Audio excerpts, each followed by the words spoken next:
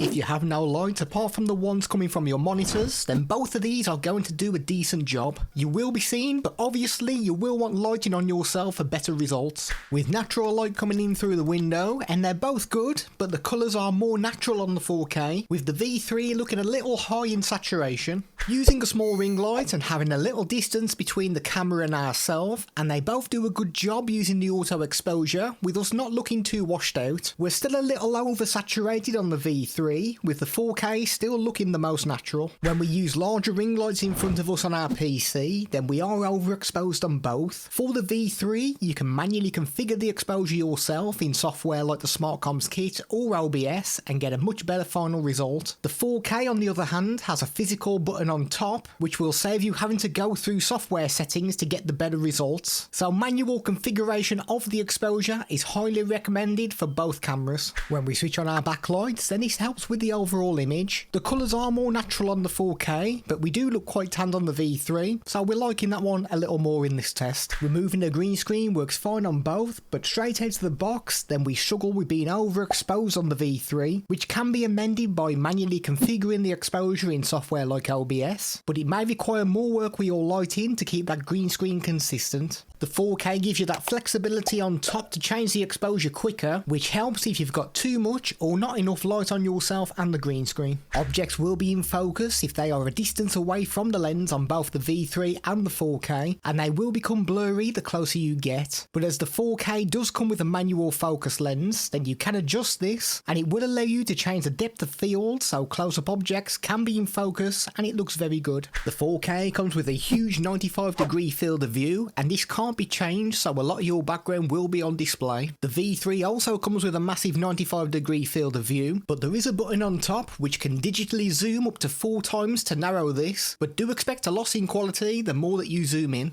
Dropping the resolution from 4K to 1080p will give you an unusual 40 frames per second, but it will allow the movement to be much more fluent compared to the 4K. And when we put the two modes side by side, you will notice the jerky movement on the 4K, with the 1080 looking much smoother. And to get the best performance from the microphones, then you will need to install the SmartComms kit. This software allows you to remove background noise and turn off the microphone when you're not speaking. This is a microphone test using the Creative Livecam Sync V3. This is without anything enabled in the SmartComms kit.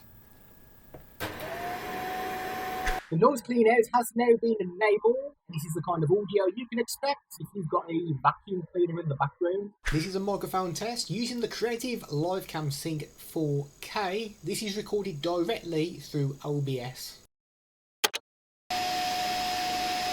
And this is what it's going to sound like with noise clean out enabled and with the vacuum cleaner on the go behind us. These settings can be manually configured to fine-tune it to suit your own environment, and manually adjusting your camera image settings is also possible through this software too.